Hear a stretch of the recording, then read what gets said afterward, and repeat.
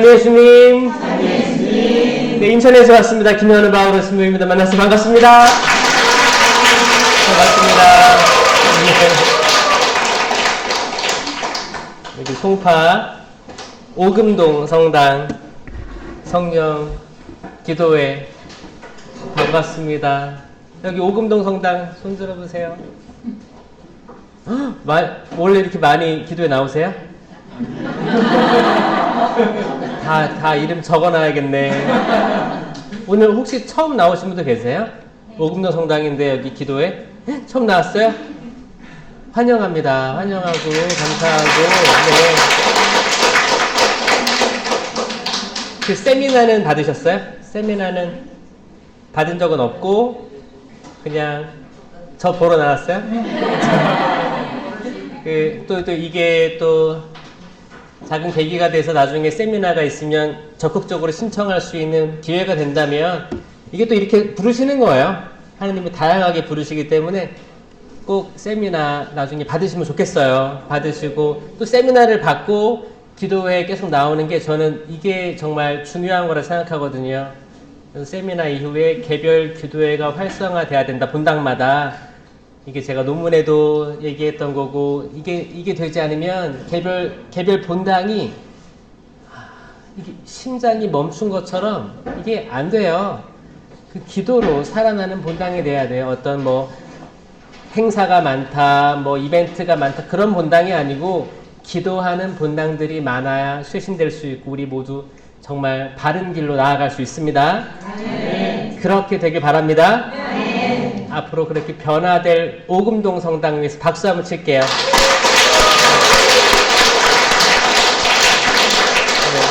그리고 나는 다른 문당에서 왔다 있어요. 손 들어보세요. 어디서 오셨어요? 명일동도 있고 응? 세곡동 성당 근처에 가락동도 있고요. 명일동? 강일동 성당에서도 오시고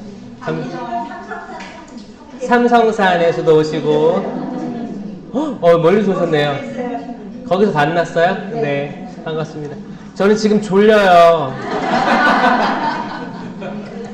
왜냐하면 제가 지금 시차 적응 중이에요. 거기 제가 이제 캐나다 갔다가 이제 그저께 와가지고 사실 이제 갔을 때는 정말 하느님의 은총 같아요. 거기 시차가 많이 나잖아요. 시차가 많이 나는데 가자마자 일정들을 소화했거든요. 가자마자 일정을 소화하는데 그때 멀쩡했어요. 정말 멀쩡해가지고 제가 고해성사를 12시간 줬거든요. 제가 4박 5일 일정으로 간 건데 4일 세미나인데 이제 저 혼자 진행을 해야 되는데 한 180여 명이 모였거든요. 근데 이제 원래 5강의, 4강의 후에 고해성사가 있잖아요. 근데 그때 어떻게 해요?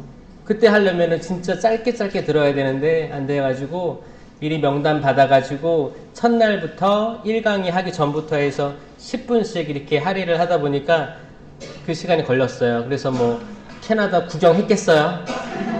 할 시간도 없죠. 이렇게 하루 종일 이렇게 있는데 시차가 많이 차이가 나서 힘들 줄 알았어요. 사실 힘들 줄 알았는데 뒤에서 잘 안 들린다고 들고 할까요? 힘들 것 같았는데 잘 들려요? 네.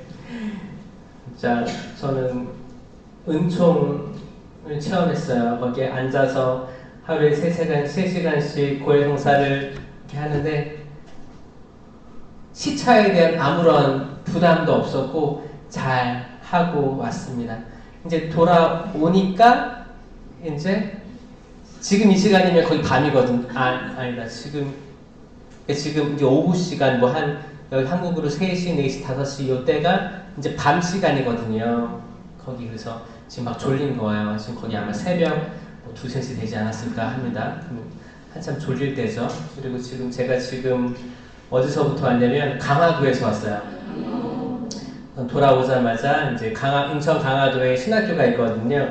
거기 이제 사제 연수 기간이어서 사제 연수를 하고 이제 출발을 해가지고 한 3시간 걸린 것 같아요. 또 오면서도 또 차가 또 막히기도 하고 이래도 좋고 저래도 좋아요. 사실 저는 저는 언젠가부턴가 불평, 모든 인간의 그 뇌에서 나오는 거거든요. 불평. 그 불평 다 의미가 없다고 생각, 다 흘려보내기를 했거든요. 흘려보내면 다 이래도 좋고 저래도 좋은 거예요. 그렇지 않습니까, 여러분? 계속 그거 불평들을 가지고 있어봤자 나한테 도움이 돼야 안 돼요? 도움이 될 게 하나도 없어요, 진짜. 이 불평은 또 다른 불평을 낳고 또 다른 불평을 낳고 이 불평 가지고 있으면 내 주변 사람들한테 해코지만 하는 거예요. 불평 털어놓고. 이스라엘 백성이 광야에서 아이고 내가 이집트에 있었더라면 고기도 많이 먹고 목마르지도 않을 텐데 라고 불평했잖아요. 그 불평한 세대들은 약속의 땅 가나안에 들어갈 수가 없었습니다. 우리 다 약속의 땅, 젖과 꿀이 흐르는 땅으로 들어갈 거죠? 네. 우리 모두 들어갔으면 좋겠습니다. 네. 기도로 오늘 저녁 기도 시작하겠습니다. 성부와 성자와 성령의 이름으로 아멘. 사랑과 자비의 하느님,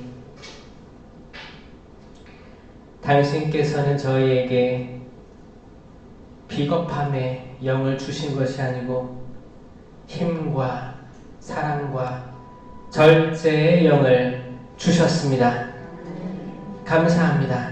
오늘 하루 숨 쉬고 내쉬고 만나는 모든 사람들에게 당신께서 허락해 주신 모든 좋은 열매들을 나누게 허락해 주심에 감사드립니다. 주님, 저희가 하루하루 감사하게 살게 하여 주시옵소서. 설령 감옥 속에 있더라도 바울 사도처럼 그 어떤 일에서도 감사하라고 기뻐하라고 했던 바울 사도의 이야기처럼 저희도 감사하게 하여 주시옵소서. 남과 비교하면서 감사를 느끼는 것이 아니라 그저 이 세상에 잠시 왔다 가지만 이 순간 가족들과 또 친제들, 교우들 우리가 만나고 또 헤어지고 만나고 헤어지고 하는 이 일상 속에서 우리가 감사를 느끼게 하여 주시옵소서. 좋은 일이 많아서 감사하는 게 아니고 그냥 그저 당신께 감사드리게 하여 주시옵소서. 당신께서 베푸시는 모든 좋은 것들은 때론 저희가 느끼기에는 불평을 느낄 때도 있을 겁니다. 하지만 저희가 바라보는 그 모든 것들, 당신 눈에는 좋은 것들 뿐임을 믿습니다. 주님, 저희 마음 열어주시고 저희가 눈을 뜨게 해주시고 당신께서 주신 참 좋은 것들을 느끼고 가슴에 품어 안게 하여 주시옵소서. 주님, 하지만 저희는 육체를 가진 인간으로서 한없이 부족함을 느낍니다. 지금 이 순간도 부족함을 느낍니다. 육체적인 필요를 느끼고 답답함을 느끼고 해결되지 않는 것들 때문에 또 상심을 느끼기도 합니다.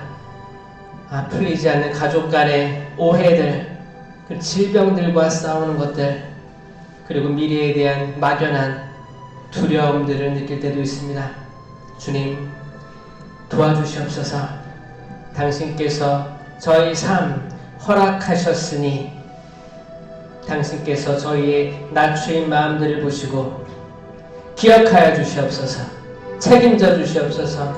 주님, 저희가 어디로 가겠습니까? 당신이 길이요 진리요 생명이신데 저희가 어디로 가겠습니까?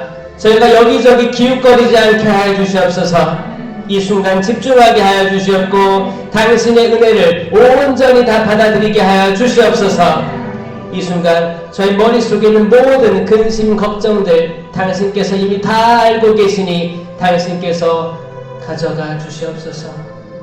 지금 저희에게 온전히 내적 평화와 마음속에 기쁨, 참 기쁨 얻게 하여 주시옵소서.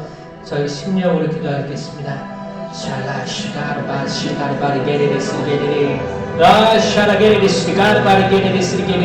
주님 도와주시옵고 역사하여 주시옵소서. 저희 역사하여 주시옵소서. 저희는 부족합니다. 나약합니다. 우유부단합니다. 치유를 내려주시옵고 당신께서 온전히 회복시켜 주시옵소서. 이들에게 평화 주시옵소서. 내적 평화 허락하여 주시옵소서.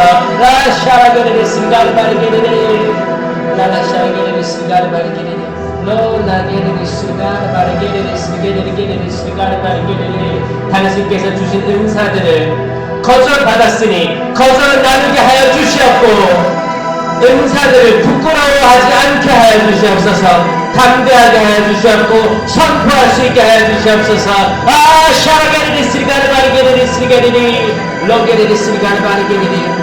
이 자리에 침범하고 있는 악의 세력들은 주 예수께로 가라.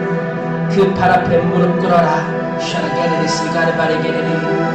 성모님, 저희를 당신 품에 안아 주시옵소서. 보살펴 주시옵소서.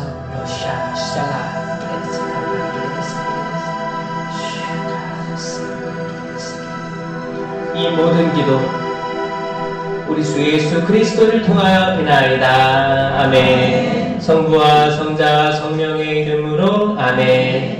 참 예수님 반갑습니다. 기쁘고요. 생각해 보니까 제가 기도회 때 만나는 사람들은 정말 그래도 영적인 삶을 그래도 알고 분별하는 분들이잖아요. 사실 영의 세계라는 거는 사실 이 지성으로는 다 이거를 뭐 과학적으로 분석할 수는 없어요. 이거는 뭐냐면 다른 차원인 거고, 사실 이 천주교 신앙이라는 게 과학적은 아닙니다. 과학은 아니잖아요. 계속 같은 행위를 반복했을 때 도출되는 결과가 같다면 그게 과학이거든요. 그래서 과학적 실험을 할 때, 논문을 쓸 때도 계속 같은 이제 환경 조성해서 같은 실험 반복해서 도출되는 결론이 같을 경우 과학적으로 입증되는 거거든요. 사실 천주교는 우리가 믿고 있는 성령, 악령도 과학적으로 도출이 안 되죠. 이 자체도 안 되고, 사실 뭐 우리가 기쁘게 축제를 지내는 성탄절도 과학적인가요? 저는 남자를 알지 못하는데 아이를 낳았더니 예수라 하여라. 이 자체가 과학이 아닙니다. 부활절, 빈 무덤 사건. 아니, 십자가에 돌아가시고 옆구리에 창 찔려가지고 피와 물이 흘러나왔는데, 뭐예요? 피가 물이 흘러나오는 건 뭐예요? 이게 마지막 속죄 양인 거예요. 속죄 양. 구약에 쭉 있었던 속죄 양 있죠? 속죄 양이나 속죄 소가 있었단 말이에요. 양이나 소를 바쳤기 때문에 그때 피를 다 뺀 거예요. 피를 다 빼서 바친 게 화제물이었어요. 여기서 불 사르는 거예요. 그래서 그 향기를 받으셨다고 하잖아요. 예수 그리스도가 마지막 속죄 양이기 때문에 그 이후로는 천주교에서는 더 이상 희생 제물이 필요 없어진 거예요. 근데 예수 그리스도가 마지막 속죄 양이라고 믿지 않는 종교가 유대교라든지 이슬람인 거죠. 그들은 아직까지도 이제 양과 소를 바치는 거죠. 왜냐면 구약의 하느님, 모세오경이라고 하죠. 모세오경이 뭐예요? 창세기, 달줄기, 레위기, 민수기, 신명기, 이 토라. 이게 5가지가 모세오경이에요. 모세오경은 다 가지고 있는 거예요. 그러니까 여기를 그대로 믿고 있으면서 그 대신 신약을 믿지 않는 게 이제 유대교라든지 이제 이슬람인 거죠.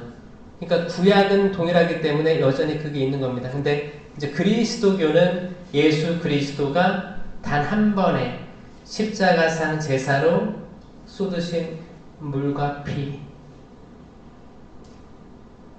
그분이 속죄양, 보라 하느님의 어린 양, 세상의 죄를 없애시는 분, 이거 하잖아요. 성체 들고. 이 성체가 살아계신 예수 그리스도의 몸과 피, 영혼과 신성이라는 거예요.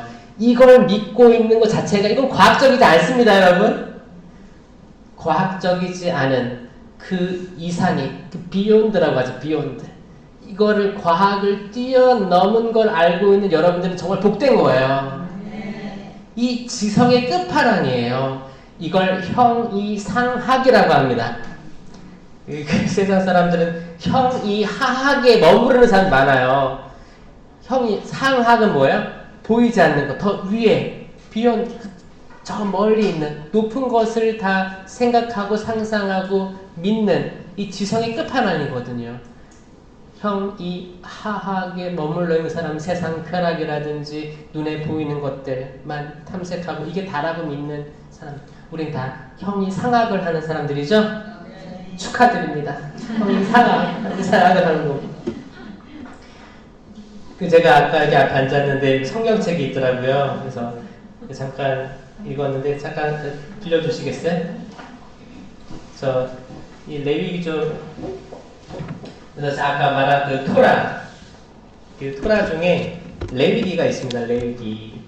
레위기에 기가 막힌 말이 있는데 그 여러분들은 이제 통독을 다 하셨죠? 많이들 하시는 걸로 알고 있는데 창세기하고 탈출기는 너무 재밌기 때문에 우리 많이 읽었을 거예요. 많이 읽었는데 이제 창세기, 탈출기, 이제 레위기 들어가면 재미가 없잖아요. 레위기가 있는 건 아시죠? 레위기라는 게 있어요.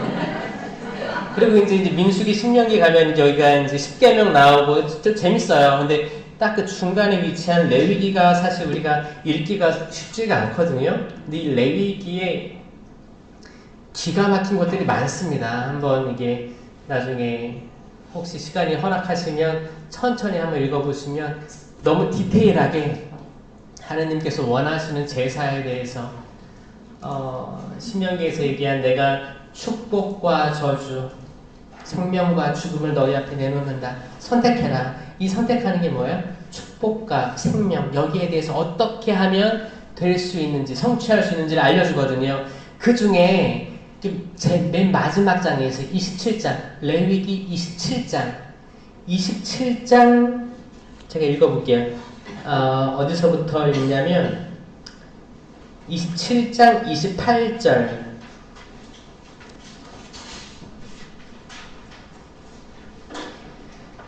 그러나 누가 자기가 가진 것 가운데에서 무엇이든 완전 봉헌물로 주님에게 바쳤으면, 이 완전 봉헌물은 구약에 많이 등장합니다. 근데 이 완전 봉헌물은 나중에 어떻게 되냐면 예수님께서 너희 아버지가 완전하신 것처럼 너희도 완전한 사람이 되어라라고 하시잖아요. 그러니까 완전은 100%예요. 100%예요. 100% 선한 존재이기 때문에 너희도 선한 존재가 되어라 초대하신 거예요. 이거는 뭐 10%만 선해서 가는 나라가 아닙니다. 하느님 나라는 사실 100% 선한 존재들이 가는 곳이에요. 완전한 존재가 되라고 초대한 거예요. 이건 거룩한 초대예요. 이게 성소예요, 성소. 이거 단순히 뭐 수녀님, 신부님이 되는 게 성소가 아니고 모든 각자의 자리가 있을 거 아니에요. 결혼 성소도 있고 세세하게 쪼개고 나면 나중에는 뭐가 남아요? 모든 직장도 성소예요. 어떤 분들은 뭐 이렇게 뭐 정치인도 있을 수 있고 의사 변호사도 있을 수 있고 선생님도 있을 수 있고 간호사부터 해서 뭐 소방관부터 해서 뭐 그 어떤 배달업을 하시든 장사를 하시든 부동산 중개업을 하시든 이 모든 것들이 성소 안에 들어가 있다는 거예요.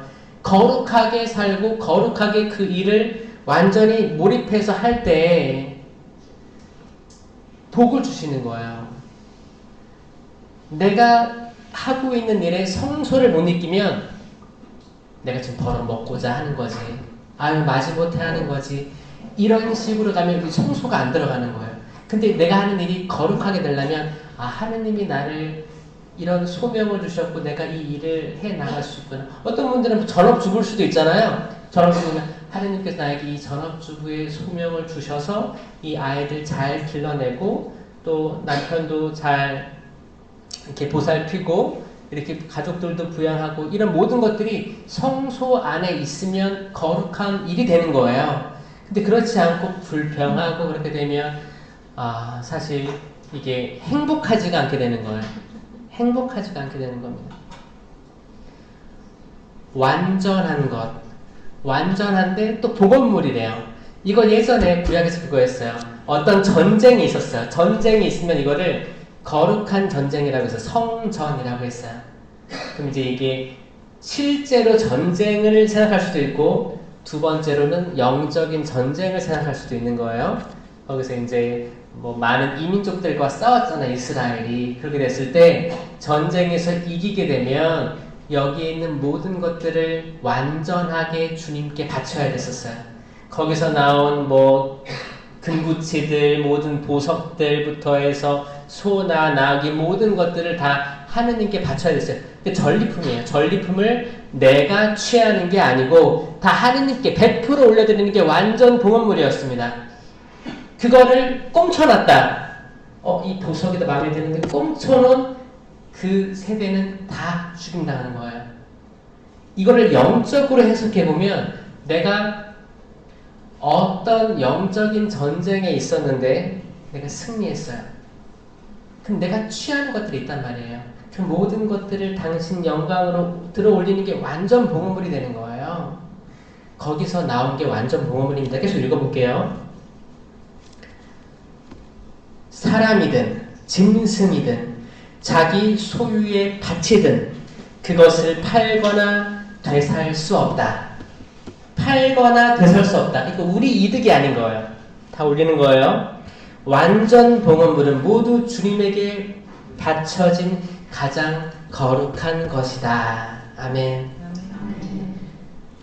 여기서 핵심이 나오는데 완전 봉헌물이 된 사람은 그가 누구이든 대속할 수 없다. 대속할 수 없다. 대속은 뭐예요? 만약에 이제 희생제물이면 사람이니까 죄를 짓잖아요. 그럼 이제 소를 데려와. 소를 데려오면 소한테 이제 머리에 손을 얹어요. 그럼 내 죄가 정가되는 거였어요. 내가 지은 죄를 정가시키면서 뭐예요? 내가 키운 소예요. 그럼 마음이 어때요? 미안함이 있는 거예요. 미안함을 가지고 이제 소를 도살해서 희생 제물로 올렸다는 거예요. 내가 지은 죄인데 그 과거에 그게 전통이 있었다는 거예요. 근데 완전 봉헌물이 된 사람은 그가 누구이든 대속할 수 없다. 그는 반드시 죽어야 한다. 완전 봉헌물로 지정된 사람은 대속할 수 없고 누가 대신 죽을 수 없고 반드시 죽어야 한다. 이게 신약의 누구예요?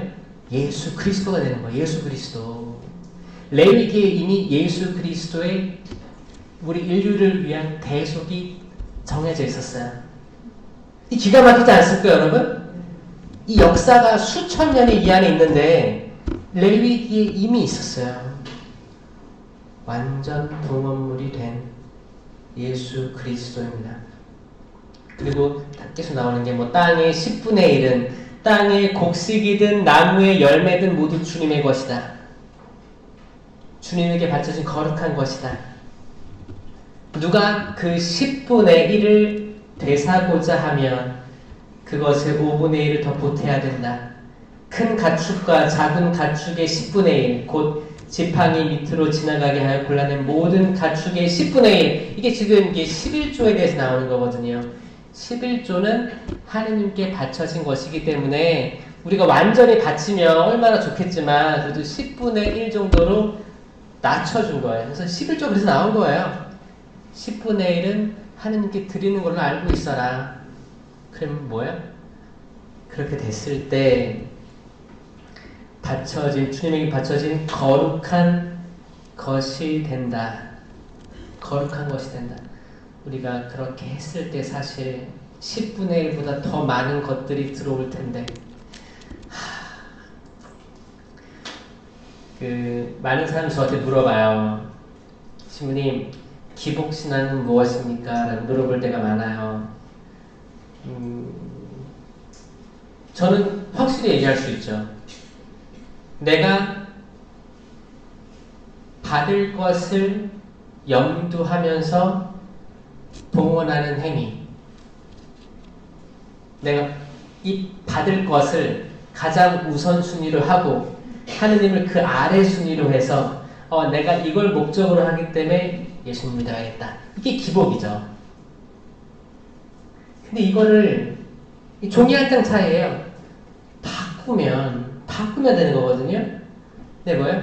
내가 그분의 의로우심, 그리고 내가 완전 봉헌물로 나를 온전히 다 내가 가진 모든 것들을 다 바칠 수는 없지만 10분의 1을 떼어내서 그분께 봉헌하고 내가 기쁘게 찬미하고 내가 봉사활동하고 내가 부족하지만 하나님 내 마음 아시니까 하나님의 의를 먼저 구하면 나머지 것들은 뭐예요? 자연스럽게 따라온다. 이게 여러분 천주교의 4대 교리가 뭔지 아세요? 첫 번째 천주 존재, 그쵸? 천주 존재, 하느님의 존재하심. 두 번째 삼위일체, 성부, 성자, 성령은 한 분이시다. 근데 각 삼위로 뗄래야 뗄 수가 없다. 한 분이시다. 삼이다.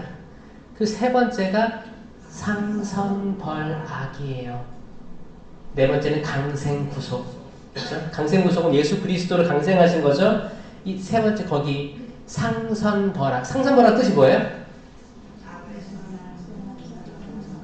상선, 선하면 상을 주고 벌악, 악은 벌한다는 거 아니에요. 상을 준다니까요. 이거 우리 믿음이에요. 믿음인데 상을 줘요. 축복을 줍니다. 내가 생명과 죽음, 축복과 저주를 너희 앞에 내놓는다. 선택해라. 생명을 선택하고 축복을 선택하면, 하느님의 의를 선택하면 우리가 어떻게 받는다라는 거죠. 그러니까 그 기복신앙 하지 말라는 말이 위축돼가지고 난 구하면 안 돼. 아무것도 구하지 않을 거야. 저는 악이 교묘하게 우리를 의욕 없이 신앙생활하게 하는 그런 흐름이라고 저는 생각을 합니다. 복 구하세요. 선을 추구하세요. 상 받으시길 바랍니다. 물론 내세에서도 받겠지만 현세에서도 필요합니다. 난 다 잘 됐으면 좋겠어요. 모두가 잘 됐으면 좋겠습니다. 여러분 자녀들이 잘 됐으면 좋겠어요.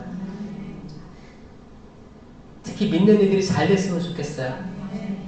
하나님 사랑하는 이들이 잘 됐으면 좋겠어요. 잘 돼서 많이 봉헌했으면 좋겠어요. 잘 안 돼도 봉헌하고 잘 돼도 봉헌하고, 그쵸? 어차피 우리 게 아니에요. 여러분 야근 청지기 얘기 아시죠? 그 야근 청지기가 좋은 사람이 나쁜 사람이에요? 야근 사람이죠. 야갔어. 어땠어요? 처음에 이제 얘기가 들려오는 거죠, 주인한테. 청지기가 있었는데 주인의 돈을 함부로 한다는 말을 듣고 이제 주인이 그래? 그러면 이 친구를 내보내야겠다라고 마음을 먹게 된 거예요. 그러니까 이제 야근 청지기를 재빨리 들었지. 들어가지고 어떻게 해요? 마음을 재빠르게 설계합니다. 어떻게 해야 되지? 그래, 이렇게 해야지. 아주 빠르게 결정을 내려요. 그리고 여기에 이름 적힌 사람, 주인에게 뭔가 빚을 진 사람을 다 불러요. 일사불란하게 부릅니다. 불러가지고, 야, 너 여기 밀 5마리 있네? 그러면 밀 2말로 바꿔 적어. 뭐 이렇게 기름 5통, 5말, 그러면 1말로 바꿔 적어. 너 이것만 갚으면 돼. 이거 뭐야? 그 사람들 마음을 샀어요. 그 사람들은 아니 좋잖아요. 내가 빚진 걸 탕감해 준 거 아니에요. 주인이 탕감해 주지 않고 이 청지기가 탕감해 줬지만 나는 이득이지. 그러니까 알겠다 고맙다 이렇게 해서 간 거예요. 갔어요. 나중에 주인이 이 청지기를 어떻게 했다고요? 이 몹쓸 종아 이랬어요? 칭찬했대. 칭찬한 거예요. 이해가 안 될 수도 있어요. 나쁜 일 했는데 왜 칭찬했지? 왜 같아요? 왜 칭찬했을까요? 전 이게 해석이 안 돼가지고 신학교 때 고민을 많이 했어요. 이게 루카복음 16장일 거예요. 그 돌아온 탕자의 비유 다음의 이야기예요. 뭐냐면 우리 다 청지기예요. 우리 다 야근 청지기들이에요. 안타깝지만 우리 다 육체를 가진 야근 청지기들이에요. 여기 나처럼 야근 사람은 없습니다. 있어요? 이 얕다는 거는 지혜롭다는 거예요. 슬기롭다는 거예요. 슬기로운 게 마냥 좋은 것도 아니고 마냥 나쁜 것도 아닙니다. 왜냐하면 예수님께서는 뱀처럼 슬기로우라고 했잖아요. 뱀은 슬기로워요. 악하죠. 근데 슬기로운 거예요. 슬기로운 건 칭찬받을 만한 거예요. 왜? 이 청지기가 이제 자기 자리에서 떠나갈 줄 알게 되고 재빨리 마음을 바꿔서 설계를 했다는 거예요. 이것만큼은 우리가 배워야 됩니다. 배워야 돼요. 멍하니 있으면 안 돼요. 안 됩니다. 가라앉는 배에서 가만히 있으면 안 되잖아요. 그렇죠? 뭔가 해야 되는 거예요. 행위, 액션을 취해야 되는 겁니다. 우리가 가진 것들 다 하느님께로부터 받은 거예요. 뭘 받았어요? 우리 알몸으로 태어났잖아요. 난 태어날 때 뭐 입고 태어났다 있어요? 뭐 가락지 끼고 나오고 그런 사람 있어요? 다 우리는 알몸으로 똑같이 공평하게 다 태어났어요. 그리고 다 이제 부모로부터 받든 뭘 받든 받았죠. 교육도 받고 옷도 입고 다 이제 한 거예요. 이 모든 것들이 하느님 거라는 거예요. 그리고 시간도 공평하게 받았습니다. 시간 공평하게 받았어요. 이게 다 하느님 거예요.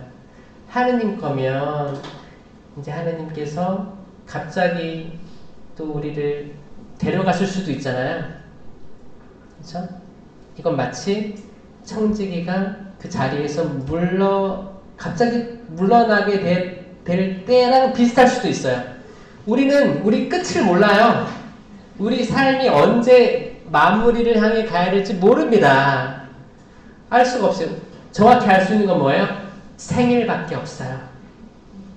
생일밖에 없고 미래는 모르는 거예요. 그러니까 하느님은 얘기하시는 거죠. 예수님. 그러니까 지금 빨리 마음을 바꿔서 뭐하라? 설계해라. 어떻게 살아야 되는지 지금 설계해라. 모르기 때문에. 이게 거기 돌아온 탕자 비유 다음에 나오는 이유가 그거예요. 우리가 그 2명 중에 1명이거든요. 첫째 아들이 훌륭해요? 둘째 아들이 훌륭해요? 응?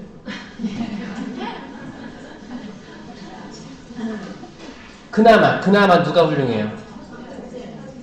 첫째가 좀 난 것 같아요?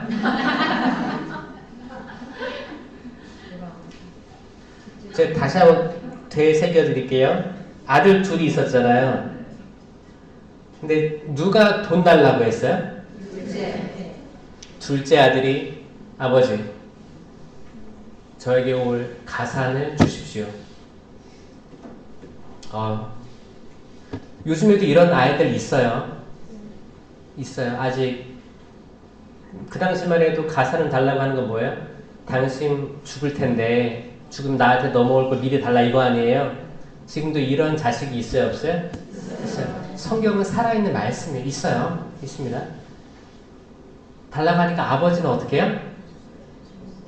줬어요. 근데 큰아들은 받았어요? 안 받았어요? 받았어요. 뭐 아버지가 큰아들한테 가산을 나눠주었다라는 말은 없습니다. 그런데 뭐라고 되어 있냐면 아버지는 아들들에게 나누어 주었다라고 되어 있습니다. 다시 한번 읽어보세요. 15장에 아들들에게 나눠줬어요. 이거 숨어있는 열쇠예요. 숨어있는 열쇠. 아버지는 아들들에게 나눠주었다. 큰아들은 이미 받은 상태였어요. 근데 큰아들 얘기는 처음에는 잘 안 나오잖아요.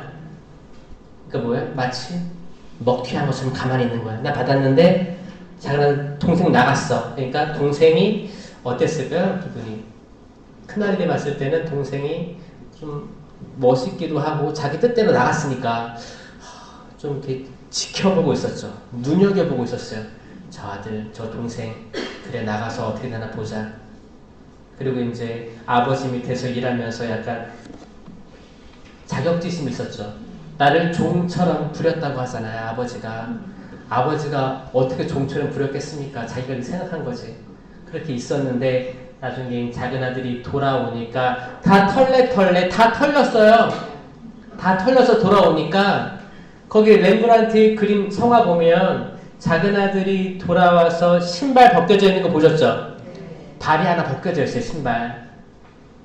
그 신발이 떨어졌거나 급하게 뛰어오느라고 벗겨진 거가 그런 느낌? 신발 벗겨졌다는 것은 뭘 뜻해요? 그냥 내가 감출 게 없다는 걸 뜻합니다. 다 털린 거예요. 다 알아. 아버지가 나 어떻게 살아 다 알아. 내가 숨길 것도 없어요. 이게 거룩한 곳이니 내 신을 벗어라. 모세에게 말씀하셨잖아요. 하느님 앞에는 우리가 감출 게 하나도 없습니다. 감출 게 없습니다. 그때 아버지가 안아주시는 그 장면이 있죠. 렘브란트의 장면 보면 한 손은 어머니 손, 한 손은 아버지 손 이렇게 좀 이렇게 거친 그런 색감이 있어. 다르게 표현했어요. 아버지의 모성하고 부성이 다 드러나는 거죠. 안아주시는 그 모습. 그 그림의 뒤에 보면 큰아들이 어떻게 하고 있어요? 이렇게 째려보고 있어요. 근데 그 큰아들은 이미 가산을 절반 물려받은 상태였습니다. 그리고 잔치를 베풀어요. 아버지 잔치를 베풀어요. 송아지 잡아라. 우리 축제를 보내자. 죽었던 내 아들이 살아 돌아왔다. 그러니까 이제 큰아들이 저기서 막 춤추고 노래하니까 궁금해가지고 종을 불러서 물어보죠. 무슨 일이 있었니? 그러니까 동생이 들어왔습니다. 그러니까 큰아들이 아버지한테 어떻게 해요? 화를 내죠. 화를 내고 집을 나가버려요. 안 들어가요. 아버지는 큰아들을 또 잃어버리는 거예요. 작은 아들 잃어버렸다가 작은 아들 돌아오니까 큰아들을 잃어버리는 거예요. 아버지는 항상 한 명을 잃어버리는 아버지입니다.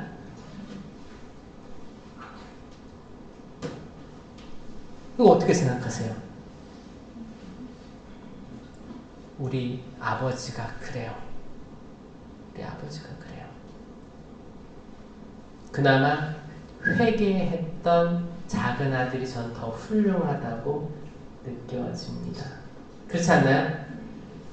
여러분들 자식들이 회개하고 엄마나 아빠한테 좀 미안한 마음 가지고 있으면 그게 더 좀 이렇게 대견하지 않아요?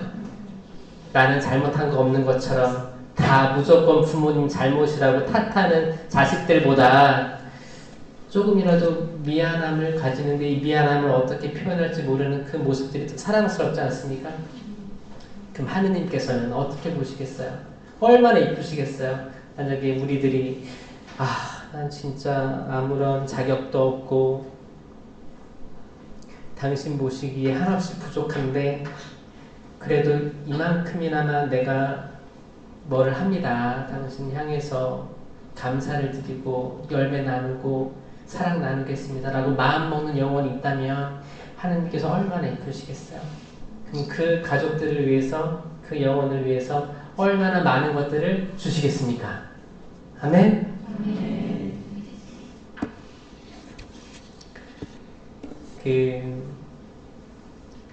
제가 비행기 타고 오는데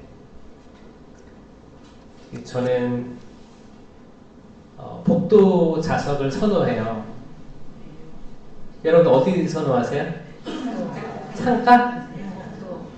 복도? 저는 복도를 선호해요. 창가는 사진 찍으려고 거기 선호하는 거예요. 그 나중에 거기 이제 뭐 단거리 여행이면 모르겠는데 장거리면 창가에 앉으면 저 요강을 준비하지 않는다면 아마 화장실 때문에 아마 힘드실 거예요. 제가 창가에도 앉아보고 여기저기 앉아봤는데 창가에 앉으면 신세를 져야 돼요. 죄송합니다. 근데 그 복도 쪽에 앉으면 비켜주는 걸 해야 되는 거죠. 비켜줄 마음들이 있어야 돼, 사실. 그 마음을 가지고 거기 만약에 창가 복도에 앉았는데 그냥 비행기 내내 자고 있으면은 그 사람들이 화장실 갈 수 있어요, 없어요? 그러니까 그 예측을 해야 돼요. 아, 밥 먹고 화장실 가겠구나. 그러면은 비켜줄 마음이 있어야 돼. 저는 이렇게 미리 예측하고 좀 보내주는 거를 선호하고 그 옆에 손잡이 있잖아요, 팔걸이. 그게 안 움직일 때가 있죠. 안 움직이죠. 그거 움직이거든요. 그거 옆에 버튼 있어요. 이 안쪽으로 버튼 누르면 이게 일단 올라갑니다. 그럼 이게 딱 자리만 틀면 나갈 수 있어요. 이런 것들 보면서 저는 계속 이렇게 사람들이 어떤 행동을 할지 미리 예측해서 좀 이게 희생일 수도 있어요. 한 걸음 더 내다보는 거죠. 이렇게 해서 그거를 좋아합니다. 좋아요. 이제 여러분들 혹시 뭐 이제 코로나도 다 풀렸으니까 해외여행이나 뭐 성지순례 갈 때 그렇게 이제 복도 쪽 앉으면서 이렇게 잘 보내주는, 또 밥 먹고 나면 스튜디오스가 거기 저기 창가 쪽에 있는 거 그 식판 트레이 가져가려면 도와줘야 돼요. 그러니까 그 복도 쪽에 도와주는 거예요. 도와주는 자리다. 밖에 풍경은 못 볼지라도 도와줄 수 있는 자리니까 저는 천주교 신들이 좀 그런 거 많이 했으면 좋겠어요. 거기 좀 이렇게 남들 피해 안 주고 미리 해서 그렇게 희생하는 모든 것들이 사실 이게 도움이 되거든요. 우리 하늘나라의 보화를 쌓는 거에 도움이 됩니다. 사소한 일일지라도 예를 들어서 어떤 뭐 내가 약간 희생해야 내 가족들이 더 훌륭한 거를 해낼 수 있어요. 내가 부지런히 노력해야 또 자녀들이 더 많은 뭐 학업 정보도 얻을 수 있죠. 여러분들 또 어머니들 애들 키워보면 알잖아요. 내가 좀 덜 자야 아이들에게 더 맛있는 거 먹을 수도 있고 또 이렇게 격려할 수도 있을 거예요. 내가 좀 덜 자고 덜 뭐 부지런해야 아침에 또 출근하는 남편들도 더 챙길 수도 있을 거예요.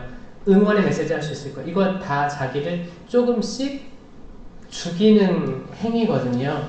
이게 마치 밀알이 땅에 떨어져 죽지 않으면 한 알 그대로 남아있고 죽으면 많은 열매를 맺는다라고 하잖아요.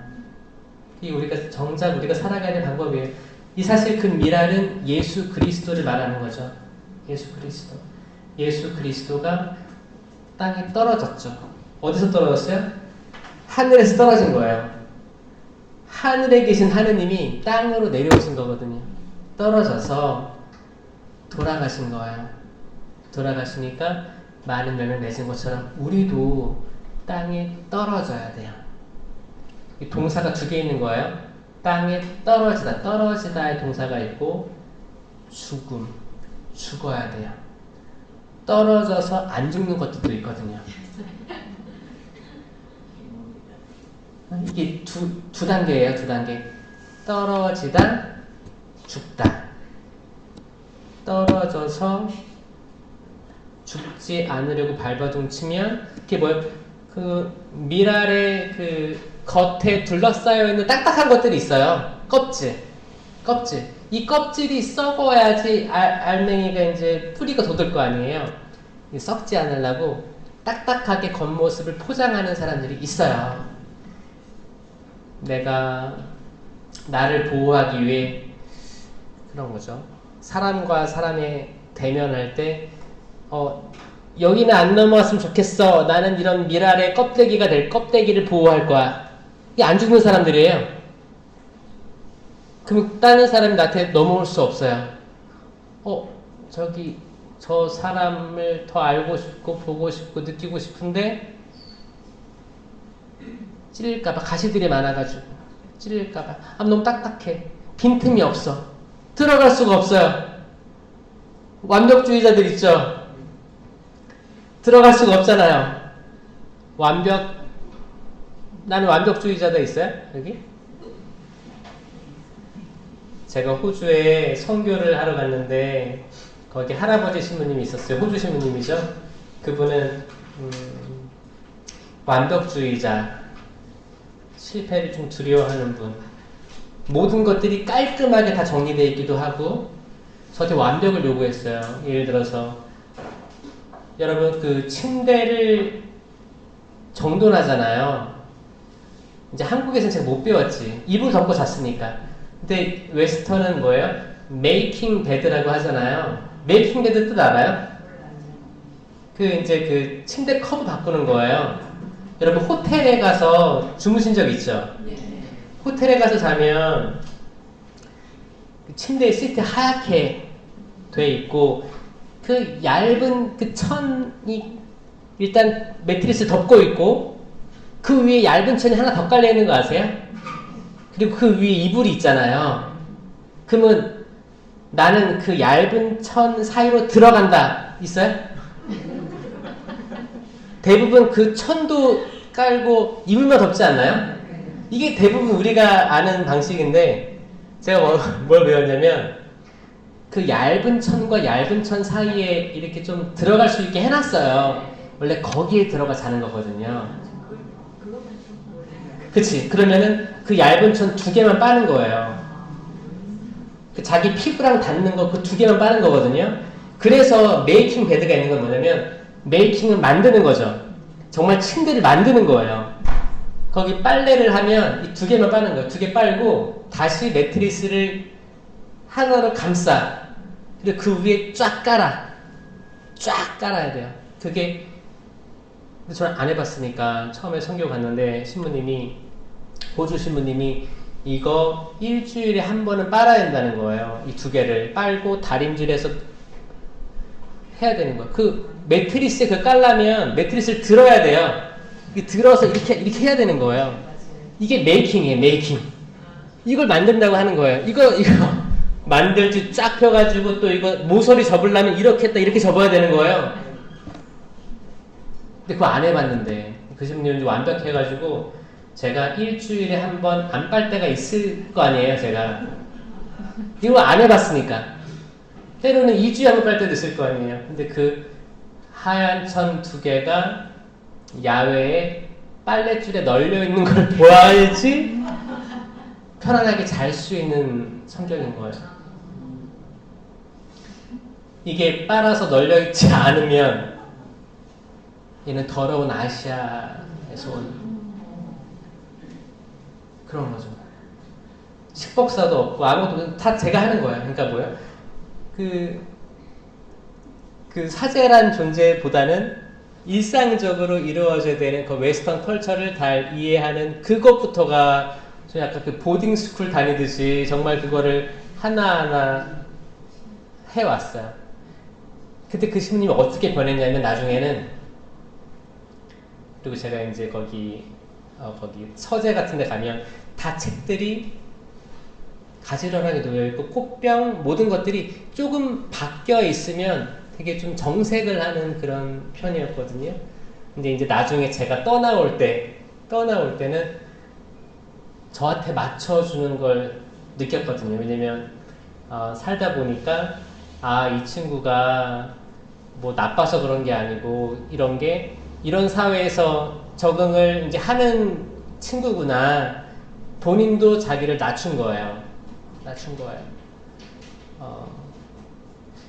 여러분들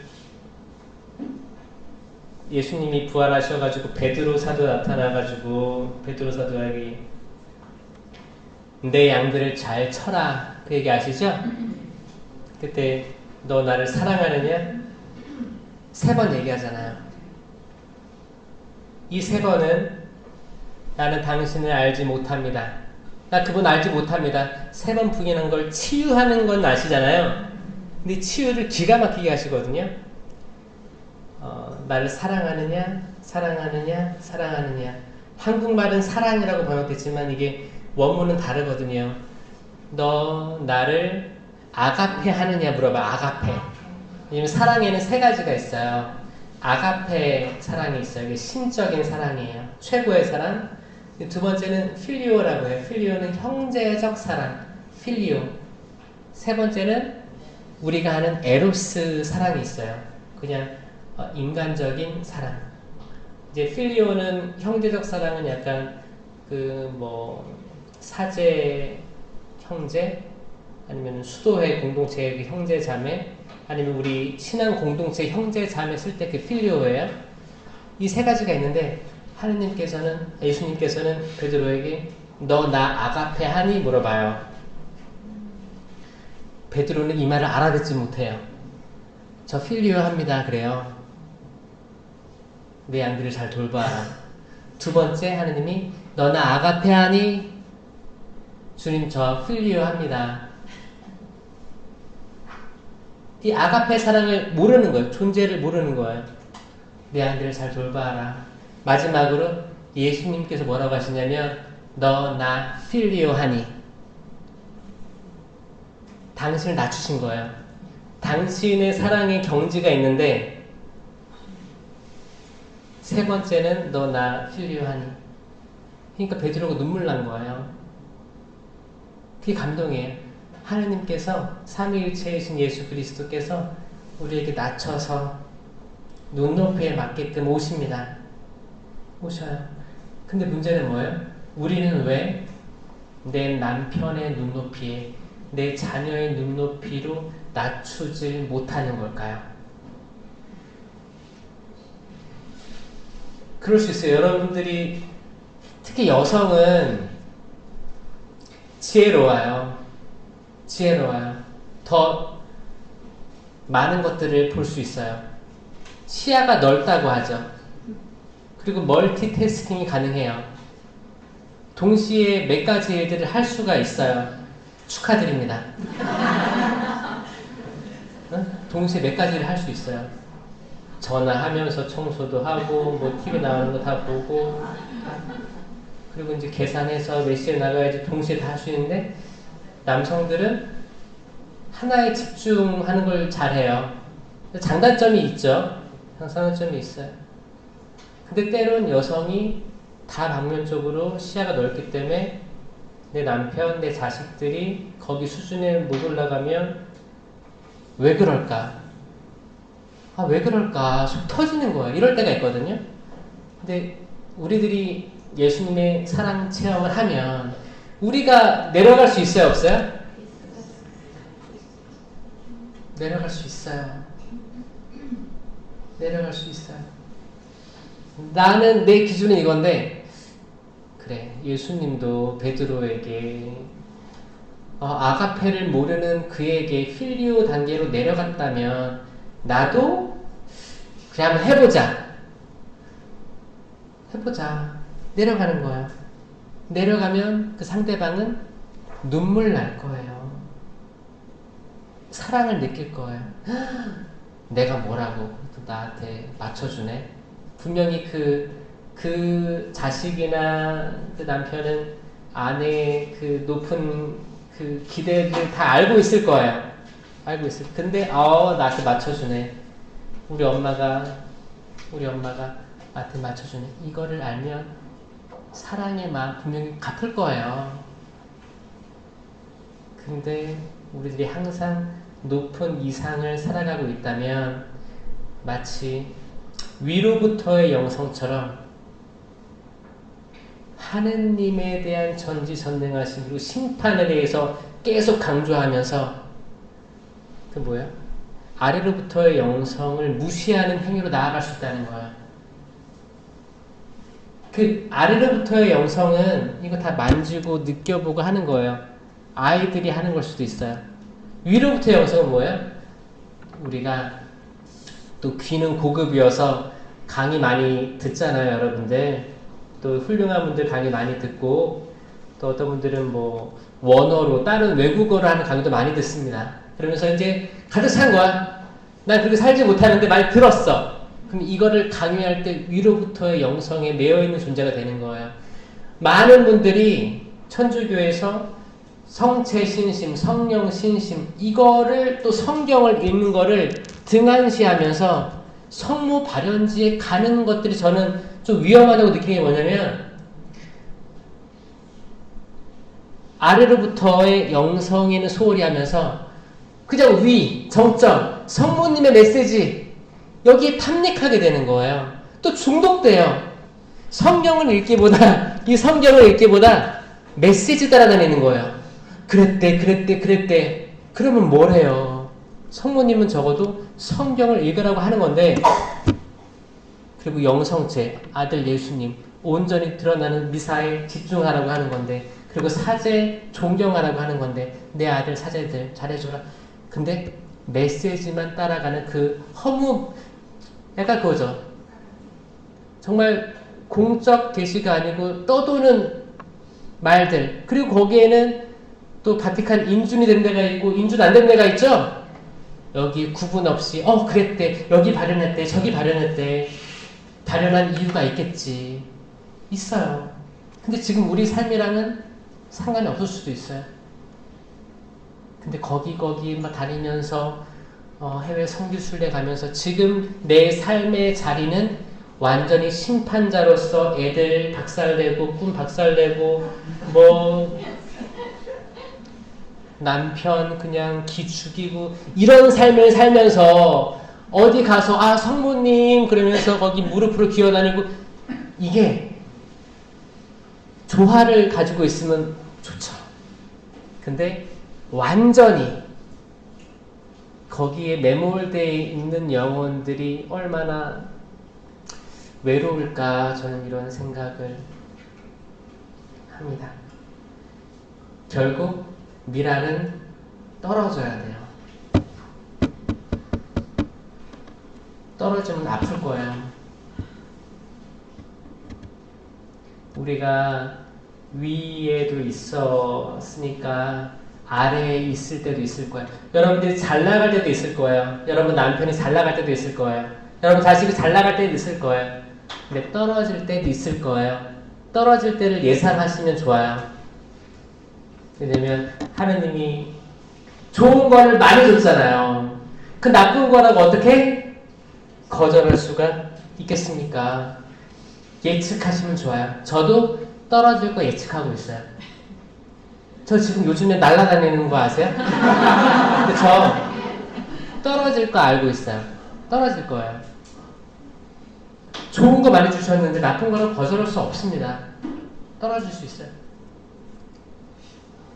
떨어지면 죽어야 돼요. 자, 떨어지면 그거예요.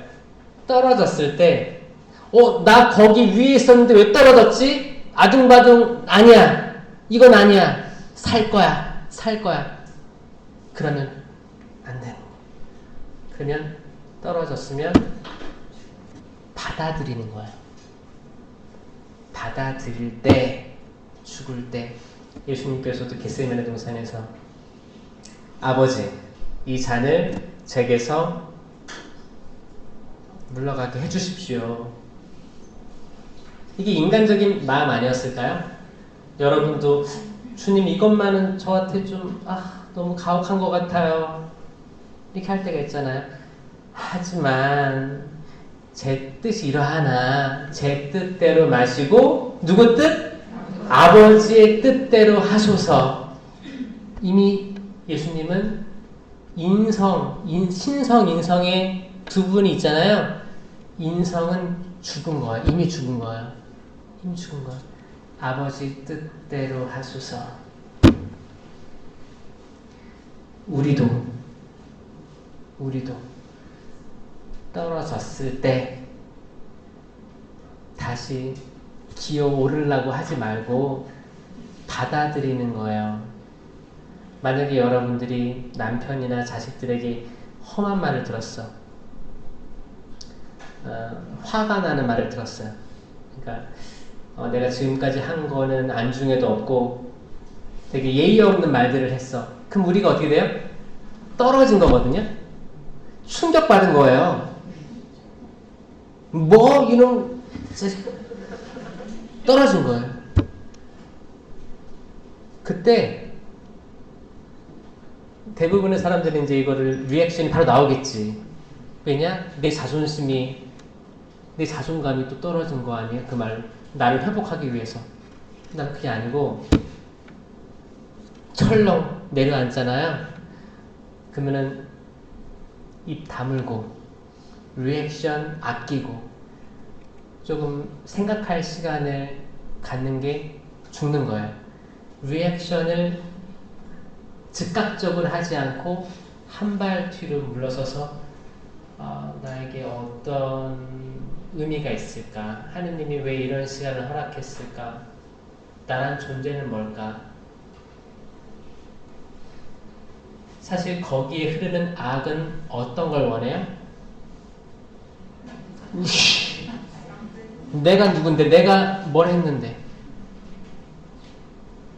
내 미랄 껍데기가 이렇게 단단한데 난 살아야 되는데 이거를 요구할 거야.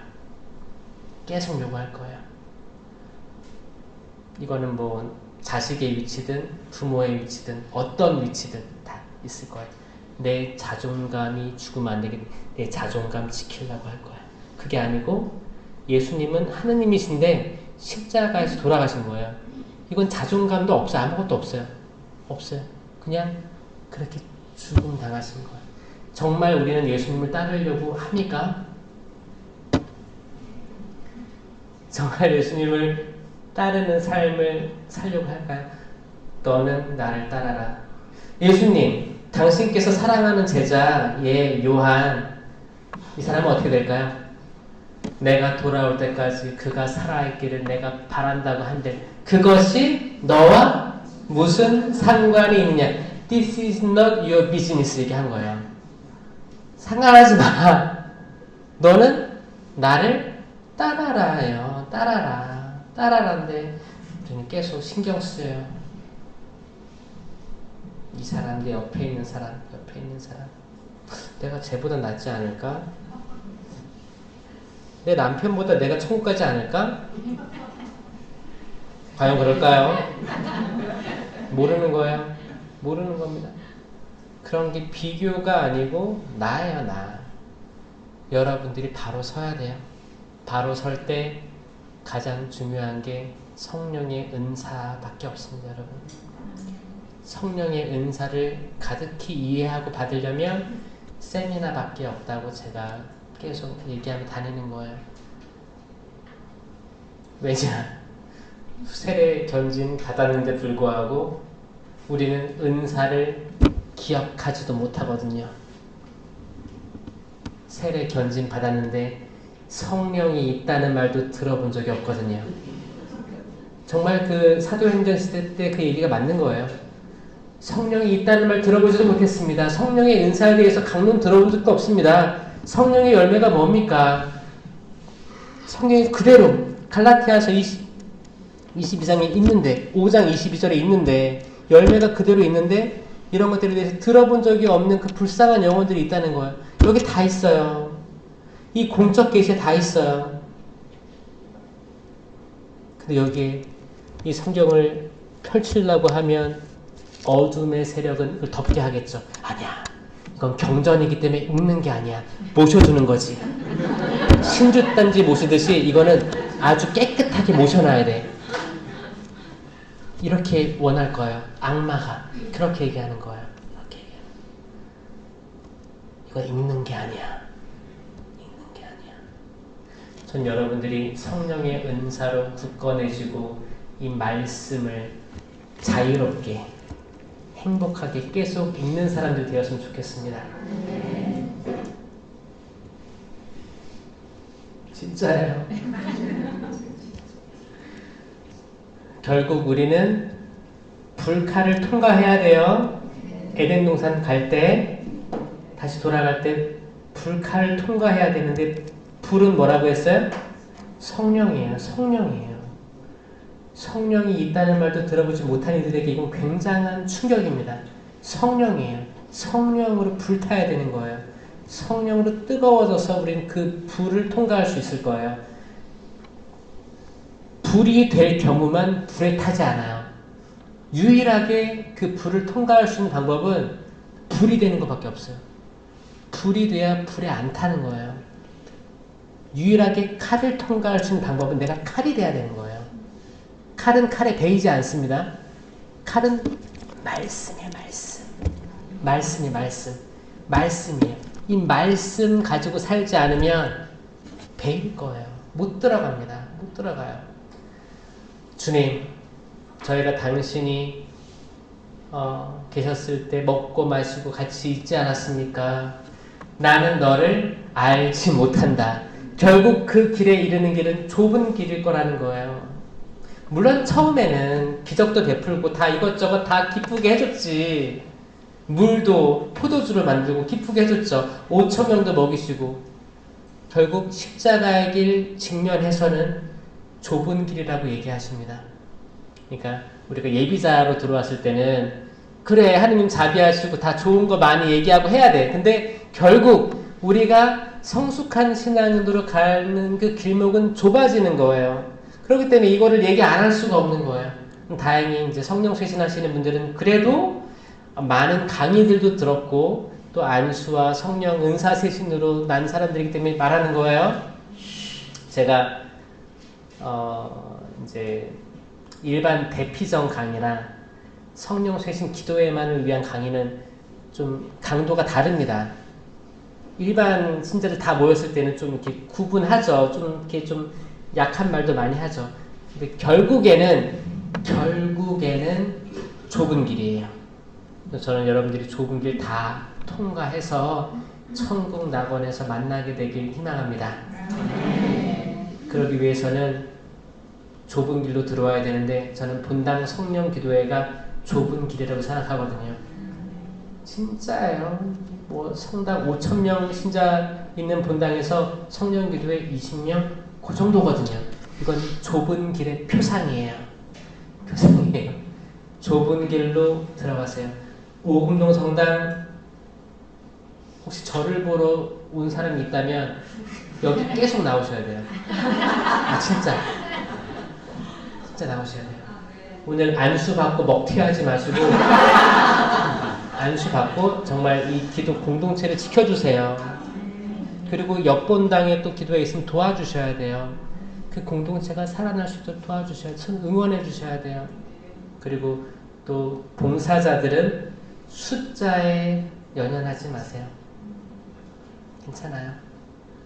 숫자에 연연, 때로는 숫자가 안 나와서 내가 좀 이렇게 힘 떨어지고 그럴 때가 있을 수도 있어요. 의욕도 떨어져. 그거 다 악이 하는 거예요. 악이 누르는 거예요. 못하게 하는 거예요. 숫자 중요하지 않아요. 응? 중요하지 않으니까 계속 이걸 지켜주세요. 때로는 힘들 거예요. 지켜주세요. 그래서 이 오금동 성당 성령기도회 몇 년 됐어요 여기? 한 20년 됐습니다. 20년 동안 지켜오신 거예요? 아멘. 박수 한번 쳐주세요. 중간에 20년 더 쭉? 아니 저는 좀 떨어져 있었어요. 떨어져 있다 다시 돌아오신 거예요? 올해 20주년 되었어요. 축하드립니다. 성경 세미나도 8월달에 있습니다. 이번 8월달에 있대요. 자, 오늘 처음 오신 분들 세미나 신청하세요. 세미나 신청하셔가지고 세미나 받으면 쭉 이게 신앙 갱신 프로그램이에요. 쭉 받고 그 중에서도 성령의 은사 열매에 대해서 그런 걸 쭉 이해하고 이게 사도행전 시대 때 끝난 게 아니고 지금도 역사하고 있는 걸 느끼셔야지만 사도가 되는 거예요. 많은 사람들이 세례 견진받고 왜 사도가 안 되는가? 사도가 왜 안 되는가? 이게 지금 중요한 메시지가 되는 겁니다. 아멘? 여러분들 사도 돼야 됩니다. 군중에 있으면 안 돼요. 주임새 나오는 사람이 있죠? 한 200명, 300명 나오잖아, 300명. 군중이에요, 군중이에요. 왔다 갔다 하는 거예요. 근데 거기서 개인이 돼야 됩니다. 정말 베로니카처럼 예수님 얼굴 닦아주는 그 여인이 돼야 되는 거고, 내 마음 먹어야 되거든요. 키르네 사람 시몬처럼 십자가 정말 질 수 있는 사람이 돼야 돼요. 그렇지 않고서는 군중은 침 뱉고 돌 던지는 사람들이에요. 군중 속에 머물면 안 됩니다. 튀어나와야 돼요. 주님, 다윗의 자손이신 예수님, 저에게 자비를 베푸소서. 이 말을 할 수 있어야 됩니다. 그러려면 굳셈의 은사 필요한 거예요. 굳셈 없으면, 용기 없으면 그냥 거기 우르르 이게 좋대더라 저게 좋대더라 거기에만 있으면 군중에 머무는 거예요. 저는 여러분들이 오늘 개인적으로 자유의지로 나왔다고 생각하거든요. 이게 우르르 나온 사람 없죠? 그치, 여러분 시간도 소중하잖아요. 제 시간도 소중하고 각자 자유의지로 나왔을 거라고 생각합니다. 그러니 여러분들은 복된 거예요. 이 시간을 선택해서 나온 거예요. 아멘? 그러니 하나님께서 복 주실 거예요. 그 무엇보다 하느님의 의를 위해서 나오셨기 때문입니다. 여러분 모두에게 또 모두의 또 가족들을 위해서도 하느님께 기도해 드리도록 하겠습니다. 영광이 성부와 성자와 성령께 성부와 성자와 성령의 이름으로 아멘. 들어주셔서 감사합니다.